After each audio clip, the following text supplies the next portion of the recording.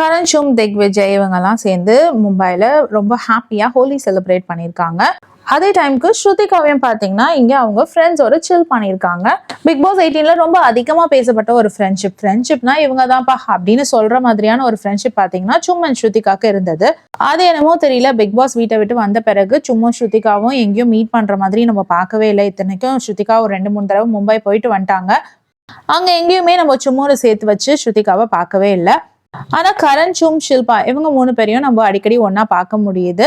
ரீசெண்டா பாத்தீங்கன்னாலும் இவங்க மும்பைல ஹோலி செலிப்ரேட் பண்ணிருக்காங்க. கரண் சும் அண்ட் திக்விஜய் இவங்க 3 பேரும் சேர்ந்து ஹோலி செலிப்ரேட் பண்ணிருக்காங்க. பிக்சர் எல்லாத்தையும் அவங்களோட சோசியல் மீடியா பக்கத்துல போஸ்ட் பண்ணிருக்காங்க.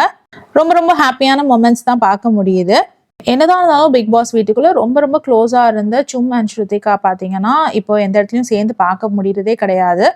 ஒரு ஹோலி செலிப்ரேஷனுக்காவது ஸ்ருதிகாவை அங்க இன்வைட் பண்ணிருக்கலாம், ஆனா அது பண்ணல போல இருக்கு. அதே டைமுக்கு ஸ்ருதிகா இங்க பாத்தீங்கன்னா நீங்க என்ன இன்வைட் பண்றது, நான் பாருங்க என் ஃப்ரெண்ட்ஸ் ஒரு எவ்வளவு ஜாலியா சில் பண்ணிட்டு இருக்கேன்னு சில போட்டோஸை பகிர்ந்திருக்காங்க. அந்த போஸ்ட்ல அவங்க போட்டிருந்த வேர்ட்ஸ் எல்லாம் பாத்தீங்கன்னா ஹாப்பினஸ் இஸ் ஜென்யூன் ஃப்ரெண்ட்ஸ், வாழ்க்கையில சந்தோஷம்னா உண்மையான நண்பர்கள் தான் போட்டிருக்காங்க. அந்த ஒரு போஸ்ட்டை பார்க்கும்பொழுது சும்முக்காகவே போட்டிருக்காங்களோ அப்படின்ற மாதிரி தான் நம்மளுக்கு எல்லாம் தோணும்.